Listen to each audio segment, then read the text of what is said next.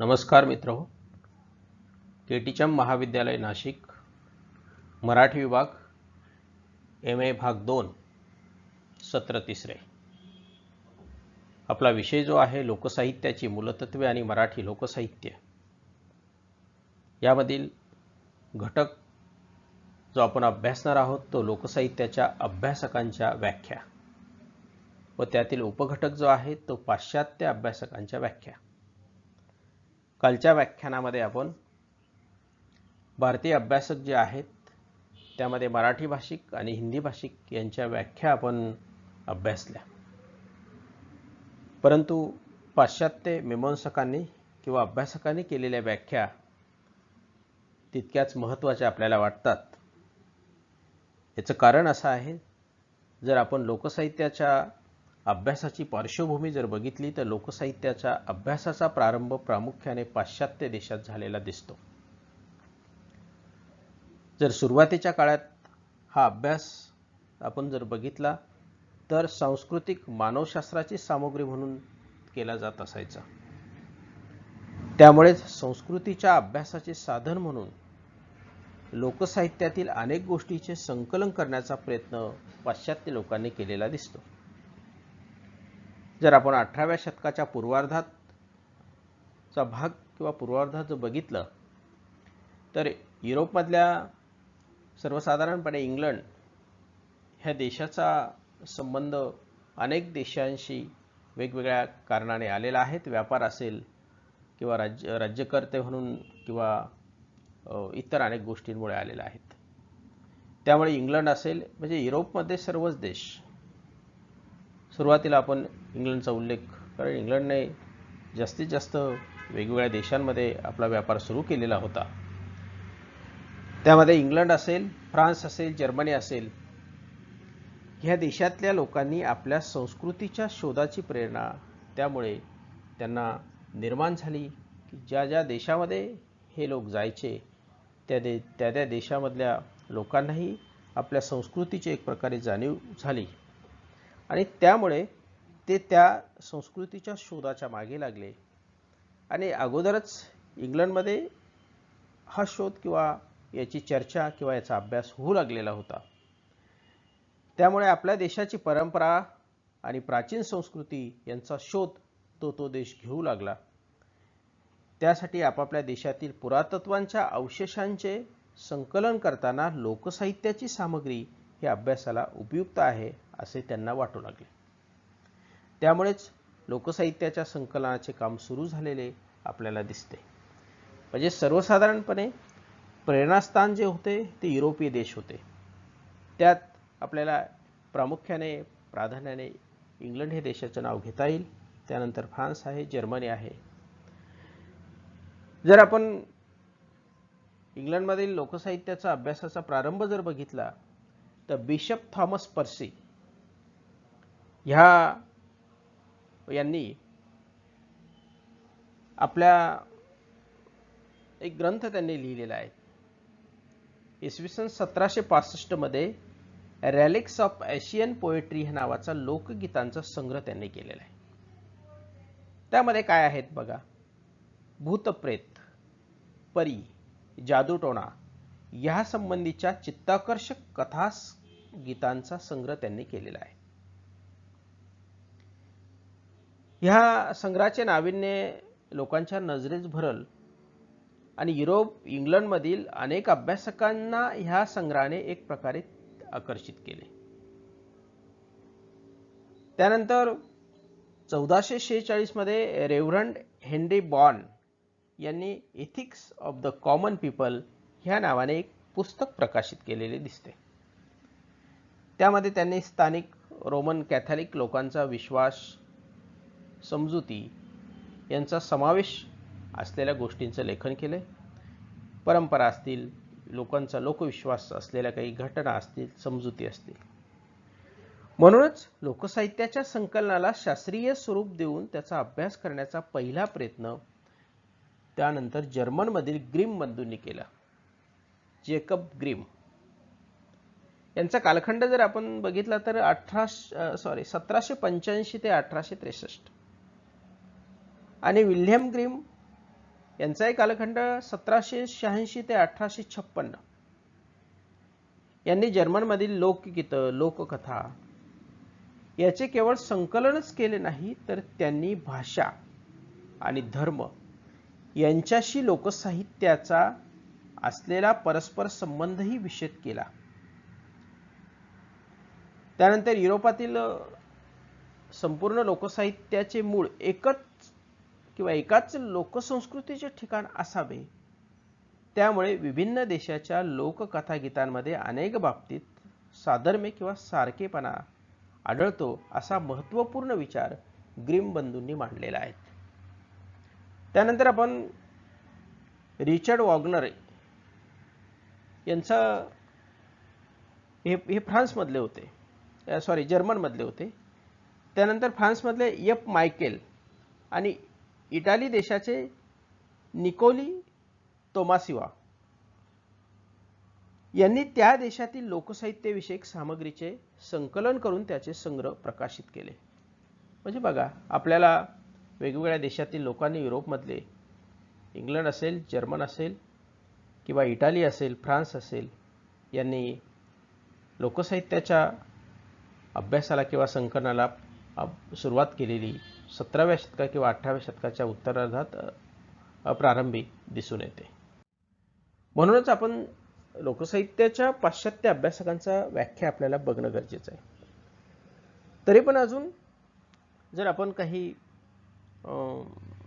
पार्श्वभूमी अजून जर बघितली तर आपल्या लक्षात येईल की रिचर्ड वॅगनर किंवा एफ मायकेल किंवा निकालो यांनी काय केलं, कसला संग्रह केला, तर त्यामध्ये लोकविश्वास आहे, आचार विचार आहे, पुरातन काळातला प्रथा आहे, प्राचीन लोकगीते आहे, लोककथा आहे, यांच्या संकलनाकडे प्रामुख्याने लक्ष दिलं किंवा त्यांच्या संकलनामध्ये, ग्रंथामध्ये त्यांनी हे संकलन केलेलं आहे. 1826चा जो कालखंड आहे तो जर बघितला तर त्यामध्ये एव्हरी डे बुक हे होम्स यांचे पुस्तक प्रकाशित झाले. या पुस्तकामध्ये घराघरांमधील मनोरंजक आणि महत्त्वपूर्ण कथांचा आणि समजुतीचा संग्रह केलेला आहे. याच काळात म्हणजे 1846 मध्ये विल्यम जॉन थॉमस यांनी फोकलोर, पॉप्युलर अँटिक्वेटसाठी फोकलोर असा पर्यायी शब्द आपल्याला सुचवलेला दिसतो. त्यामध्ये काय मांडलेलं आहे बघा, त्यांनी रीतिरिवाज आहे, अंधविश्वास आहे, कथागीते आहे, लोकोक्ती आहे आणि प्राचीन काळातील विविध प्रकारचे ज्ञान यांचा समावेश त्यांनी केलेला आहे. हे संकलन त्या काळामध्ये त्यांनी करून त्याचे प्रकाशनही केलेले आहे. त्यानंतर नोट्स अँड क्वेरीज ह्या नावाचे एक नियतकालिक त्यांनी सुरू केले. त्यामधून अनेक संशोधनपर लेखही प्रकाशित केले. 1866 मध्ये त्यांनी लोकसाहित्य परिषद, फोकलोर सोसायटी स्थापन केली आणि ह्या संस्थेद्वारे निघणाऱ्या नोट्स अँड क्वेरीज ह्या मासिकाद्वारे लोकसाहित्यविषयक सामग्रीचे संकलन आणि त्यासंबंधीचा अभ्यास सुरू केला. केवळ इंग्लंडमध्येच नाही तर जागतिक पातळीवर लोकसाहित्याचा अभ्यास करणारे फोकलोर सोसायटी ही जगातली पहिली संस्था असं म्हणायला काही हरकत नाही. लोकसाहित्याच्या क्षेत्रामध्ये उल्लेखनीय कार्य करणारे क्रॉफ्टन कॉकर यांचाही उल्लेख आपल्याला करावा लागेल. 1768 ते 1854 हा त्यांचा एकूण कालखंड. त्यांनी लोककथा, लोककथागीते, धर्मकथा यांचे संकलन केले आणि त्यांच्या जन्मस्थानाची चर्चाही केली. क्रॉफ्टन कॉकर यांचे जवळचे स्नेही थॉमस किटली यांनी मौखिक परंपरेने चालत आलेल्या लोककथांच्या आधारे परिकथेचे विश्लेषण केले. त्यांच्या ह्या विश्लेषणामुळे लोकसाहित्याच्या अभ्यासकांचे लक्ष मोठ्या प्रमाणात लोकसाहित्याच्या अभ्यासकांचे लक्ष त्यांच्याकडे गेले. 19वे शतक जर आपण बघितलं, त्याचा उत्तरार्ध जर बघितला तर युरोपचा संपर्क जगातील भारत असेल, अमेरिका असेल, आफ्रिका असेल, ऑस्ट्रेलिया असेल इत्यादी अनेक देशांशी आलेला आहेच.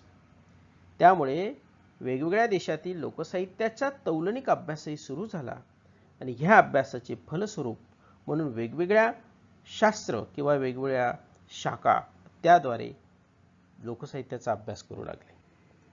थोडक्यात ही पार्श्वभूमी आपण का बघतो आहे तर पाश्चात्य अभ्यासकांनी विविध देशांमध्ये जाऊन जे लोकसाहित्याचं संकलन केलं असेल किंवा लोकसाहित्याचा अभ्यास केला असेल त्या अगोदर आपल्या देशातील लोकसाहित्याचा त्यांनी अभ्यास केला आणि हा सर्व गोष्टींचा एक परिपाक म्हणून त्यांनी काही व्याख्या केलेल्या आहेत त्या आपल्याला बघायच्या आहे. तर बघा आपण पहिली व्याख्या जी आहे जॉन बॅलिस ते म्हणतात लोकसाहित्य हे आदिमानव निर्मित असून परंपरा प्राप्त असते त्याचप्रमाणे ते सुसंस्कृत मानवाने निर्मिलेले असते. ही निर्मिती ती ध्वनी आणि शब्द यांच्याद्वारे पद्य किंवा गद्य स्वरूपात केली जाते. लोकसाहित्यात लोकविश्वास, लोकभ्रम, रूढी, लोककला प्रकार त्याचप्रमाणे नृत्य, नाट्य इत्यादीचा अंतर्भाव होतो. त्यामध्ये होतो लोकसाहित्य हे समूहाच्या आविष्काराचे शास्त्र नाही तर लोकसमूहाच्या परंपरागत चालत आलेल्या जीवनाचे आविष्काराचे शास्त्र आहे. यामध्ये आपण भारतीय अभ्यासकांनी केलेल्या व्याख्या किंवा हिंदी अभ्यासक जे आहे भारतीय हिंदी भाषिक त्यांनी केलेल्या व्याख्या जर बघितल्या आणि ही व्याख्या जर बघितली तर एक प्रकारे साधर्म्य आपल्याला बऱ्यापैकी आढळते. आदिम मानव निर्मित म्हणजे आपले आदिसंतान किंवा पूर्वज त्याची परंपरा त्यांना आहे. हे सुसंस्कृत मानवाने निर्मिलेले असते. ही निर्मिती ती ध्वनी आणि शब्द म्हणजे त्याचं जे ध्वनी आणि शब्द याद्वारे ध्वनीद्वारे त्याची निर्मिती करायची आणि शब्दाद्वारे ते लिपिबद्ध किंवा लेखनबद्ध ग्रंथबद्ध करायचे. पद्य गद्य स्वरूप त्यात आलंच. पण त्यामध्ये काय आहे लोकसाहित्य म्हणजे काय लोकविश्वास, लोकभ्रम, रूढी, लोककला प्रकार, नृत्य, नाट्य या सगळ्यांचा अंतर्भाव म्हणजे लोकसाहित्य समूहाच्या आविष्काराचे शास्त्र नाही ते लोकसमूहाच्या परंपरागत चालत आलेल्या जीवनाचे आविष्काराचे शास्त्र आहे. आविष्कार म्हणजे नव्याने मांडणे किंवा ते प्रगट होणं व्यक्तीने त्याचं प्रगटीकरण करणं अशा पद्धतीने ही व्याख्या आहे. नंतरची व्याख्या आहे मॉरिस बार्बियो. विविध व्यवसायाचे ज्ञान, अनुभूती, शहाणपणा, कौशल्य, सवय आणि रूढी तसेच व्यवहार या संबंधीचे ज्ञान शब्दाने किंवा कृतीने एका पिढीकडून दुसऱ्या पिढीपर्यंत चालत येते त्या सर्वांस लोकसाहित्य म्हणावे. लोकसाहित्य परिवर्तनशील असते. एकाच वेळी लोकसाहित्यात पारंपरिकता आणि परिवर्तनशीलता ही दोन तत्वे असतात. लोकसाहित्यात बडबडगीते, खेळगीते, नीतिकथा, उत्सव यांचा समावेश होतो. सूत कातणे, शिवणे, भरतकाम करणे, शेतकऱ्यांचे कृषीविषयी ज्ञान, ग्रामीण भागातील कारागिरी, चांभार, कुंभार, लोहार यांचे पारंपरिक व्यवसाय यांचा समावेश लोकसाहित्यात होतो. म्हणजे यामध्ये खेळ असेल, कथा, उत्सव हे तर आपल्याला माहितीच आहे. परंतु नवीन कृषीविषयी ज्ञान, शेती करण्याची पद्धत किंवा सूत कातणे ज्याला मानवी विद्या असं आपण म्हणतो ह्युमॅनिटीज नॉलेज त्यामध्ये सूत कातणे, शिवणे, भरतकाम करणे किंवा जे काही बाराबलुतेदारीमधील जे काही कला होत्या किंवा वस्तू विनिमयाचा जो व्यवहार होता त्यामध्ये वस्तू बनवणारे जे कलाकार होते कारागीर होते त्यामध्ये कुंभाराने बनवलेलं मटका असेल किंवा लोहाराने बनवलेले लोखंडाचे साहित्य असतील किंवा चर्मकाराने बनवलेले पादत्राणे किंवा अन्य काही वस्तू असतील यांचे पारंपरिक व्यवसाय यांचा सुद्धा समावेश लोकसाहित्यामध्ये होतो अशी त्यांनी व्याख्या दिलेली आहेत. तिसरे अभ्यासक आहे विल्यम बॅस्कम. लोकसाहित्य म्हणजे मिथ्स, म्हणी, लोकगीते आणि अशा प्रकारे भाषेच्या माध्यमातून अभिव्यक्त होणारे पारंपरिक कलात्मक आविष्कार होय. त्यांनी तेच मांडलेले. मिथ्स म्हणजे ज्याला आपण दंतकथा असं म्हणतो मराठीमध्ये, म्हणी आहे, लोकगीते आहे. यामध्ये अशा प्रकारे भाषेच्या माध्यमातून अभिव्यक्त होणारे पारंपरिक कलात्मक आविष्कार. नंतर चौथे अभ्यासक आहे B.A. बॉटकिन. ते म्हणतात मौखिक आणि अलिखित संस्कृतीत सर्व काही लोकसाहित्यच असते. आधुनिक समाजातील असे ज्ञान ज्यात परंपरेने एका पिढीकडून दुसऱ्या पिढीकडे आलेल्या विशेषांचे आधिक्य असते त्याला लोकसाहित्य म्हणता येईल. लिखित आणि मौखिक यांच्यात सतत देवाणघेवाण चालू असते, त्यामुळे सांस्कृतिक संक्रमण होते आणि संस्कृती प्रवाही राहते. ह्या लोकसाहित्यात लोककथा, लोकगीते, रूढी, समजुती इत्यादींचा समावेश होतो. लोकसाहित्य केवळ अप्रगत वय अशिक्षितांचे असते असे नाही, तर ते सुसंस्कृत आणि सुशिक्षित लोकांतही प्रचलित असते. लोकसमूहाच्या भ्रमातून आणि आभास सृष्टी यातून लोकसाहित्य निर्माण होते. ती निर्मिती व्यक्तीची निर्मिती न राहता त्या निर्मितीला सामूहिक स्वरूप प्राप्त होते. इथं अतिशय महत्त्वाचा मुद्दा त्यांनी मांडलेला आहे. समूहाची निर्मिती आहे, एका व्यक्तीची नाही. आणि शिक्षित अशिक्षित असा कुठलाही भेद नसतो.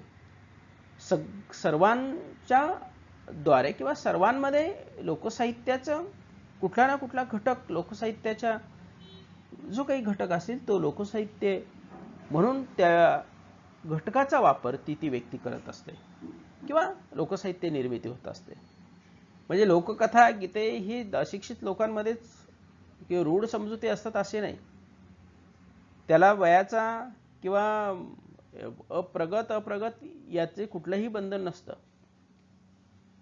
म्हणजे सुसंस्कृत आणि सुशिक्षित लोकांमध्येही प्रचलित असते, तसेच अशिक्षित लोकांमध्येही असते. अशी सर्वसमावेशक ही प्रक्रिया किंवा लोकसाहित्य निर्मितीची प्रक्रिया किंवा लोकसाहित्य आपल्याला दिसते. अशी ही व्याख्या आपल्याला B.A. बॉटकिन यांनी सांगितलेले आहे. नंतर पाचवे अभ्यासक आहेत एरिलिओ स्पिनोझा. मानवाने युगानुयुगे घेतलेल्या अनुभवांचे आणि शिक्षणाचे साररूप म्हणजे लोकसाहित्य. हे ज्ञान शास्त्रीय ज्ञानाहून वेगळे असते. असे असले तरी शास्त्रीय ज्ञान आणि लौकिक ज्ञान ह्या दोघांमधील विभाजन रेषा फार अनिश्चित, झिरझिरीत असते. लोकसाहित्यात निरक्षर आणि आधुनिक प्राचीनांमध्ये प्रचलित असलेले लोकविश्वास, लोकरूढी, लोकभ्रम, म्हणी, उखाणे, गीते, मिथ्स, लोककथा, कथागीते, लोककथा, विधी, यातुविद्या, तोडगे अशा गोष्टींचा समावेश असतो. लोकसाहित्य हा आदिम मानवाच्या मनाचा आविष्कार आहे. यामध्येही लोकविश्वास आहे, लोकरूढी आहे, लोकभ्रम आहे, म्हणी आहे, उखाणे आहे, गीते आहे, मिथ्स, दंतकथा आहे, लोकविद्या, विधी, आता यातुक्रिया म्हणजे जारण मरण, तंत्र मंत्र, तोडगे अशा प्रकारच्या ज्या काही लोकांच्या अंधश्रद्धा असलेल्या पूजा किंवा अंधश्रद्धा असलेले क्रियाकर्म आहे, अशाही गोष्टींचा लोकसाहित्यात समावेश होतो. लोकसाहित्य हा आदिम मानवाच्या मनाचा आविष्कार आहे. त्याला जे वाटलं आदिम प्राचीन मानवाने त्याने ते सुरू केलं आणि ते आजही आपल्या परंपरेने एका पिढीकडून दुसऱ्या पिढीकडे स्थलांतरित झालेला आहेत किंवा आपल्याला दिसायला मिळते. जॉर्ज फॉस्टर म्हणतात लोकसाहित्यात लोकसमूहाच्या अलिखित किंवा मौखिक स्वरूपाच्या भाषा आविष्काराचा समावेश होतो. दैवत कथा, आख्यायिका, लोककथा यांना यात अग्रस्थान असते. तसेच प्रहेलिका, तालगीते, म्हणी, लोकगीते आणि लोकविश्वास, लोकभ्रम यांचाही समावेश लोकसाहित्यात होतो. याशिवाय पारंपरिक खेळ, उत्सव, तोडगे, चेटूक यांनाही लोकसाहित्यात स्थान असते. आता चेटूक जे काही अंधश्रद्धेने लोक वेगवेगळे क्रियाकर्म करतात, जारण मरण, तंत्रमंत्रण, बोवाबाजी वगैरे यांना सुद्धा लोकसाहित्यामध्ये स्थान आहे. उत्सव, खेळ या सगळ्या गोष्टींना लोकसाहित्यामध्ये स्थान आहे. लोकांचा तो विश्वास आहे, लोकांचा तो भ्रम आहे. आणि मौखिक स्वरूपाच्या भाषांचा आविष्कार हा लोकसाहित्यात लोकसमूहाच्या द्वारे अलिखित पद्धतीने एका पिढीकडून दुसऱ्या पिढीकडे चालत आलेला असतो. त्यानंतर 7वे अभ्यासक थिओडोर एच गॉस्टर ते म्हणतात, लोकसाहित्यात लोकविश्वास, लोकाचार, रूढी, विधी, दैवतकथा, लोककथा, लोककथागीते आणि लोककला कौशल्य यांचा समावेश होतो. लोकसाहित्य हे लोकांच्या संस्कृतीचा एक महत्त्वाचा घटक असून तो लोकांकडून विचारपूर्वक आणि अजाणतेपणे संरक्षिला जातो. लोकसाहित्य हे कला व वाङ्मय यांचा स्रोत असते. ते लोकांनी निर्माण केलेले असते आणि लोकांसाठी असते. त्यातूनच लोकांची प्रकृती आणि सर्जन क्षमता प्रगट होत असते. सर्जन क्षमता म्हणजे नवनिर्मिती, क्रिएटिव्हिटी ज्याला आपण म्हणतो.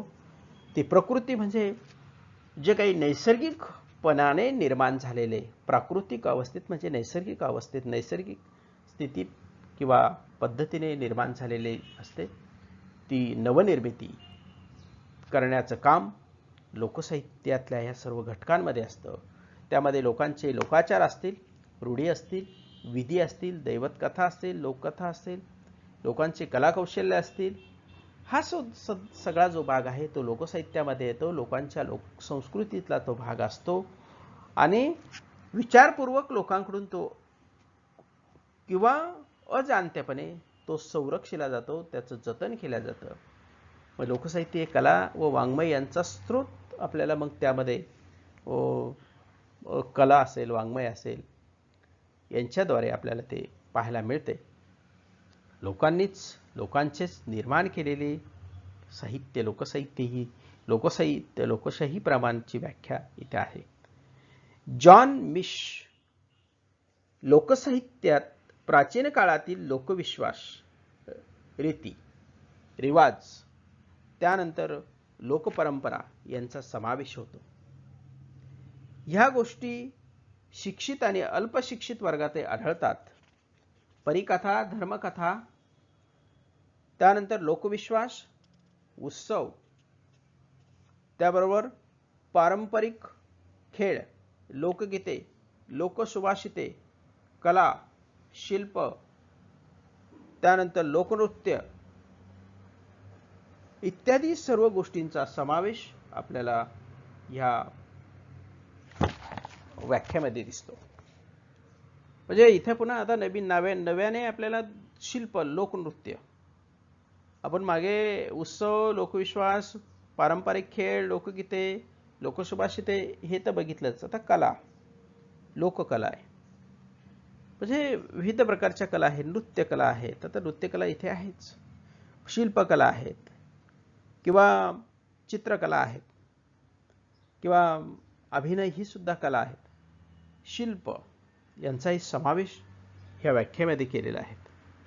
म्हणून लोकसाहित्य हे सगळ्याच व्याख्या जर आपण बघितल्या तर सर्व व्याख्यांमध्ये आपल्याला लक्षात येतं की कमी जास्त प्रमाणात सगळ्यांनीच, सर्वच अभ्यासकांनी लोकसाहित्याचं विवेचन करताना लोकांनी निर्माण केलेलं किंवा लोकांनी अभिव्यक्त केलेलं किंवा लोकांचे आचार विचार जे आहे, श्रद्धा आहेत किंवा परंपरागत आलेल्या ज्या गोष्टी आहेत त्या मांडलेल्या आहेत.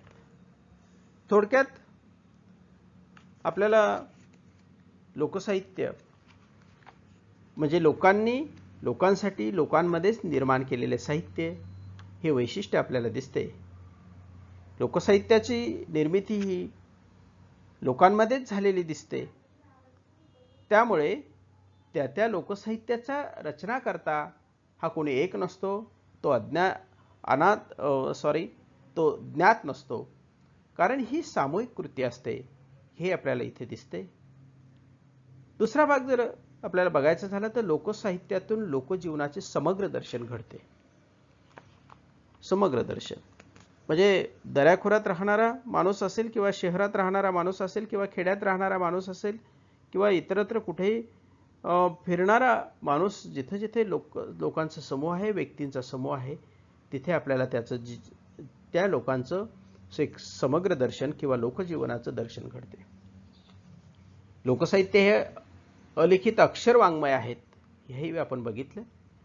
लोकसाहित्याचे स्वरूप जे आहे ते बघताना ह्या व्याख्यांवरून आपल्याला काही लक्षणं आपल्या लक्षात येतात की लोकसाहित्य हे मौखिक लिखित स्वरूपात सर्वसाधारणपणे असते, त्याला पारंपरिकता असते, लोकसंस्कृतीचा आविष्कार त्यामुळे होत असतो, लोकसंस्कृतीच्या अध्ययनाचे एक ते महत्त्वपूर्ण साधन आपल्याला दिसते, लोकमानसाचा आविष्कार आपल्याला लोकसाहित्यातून दिसतो.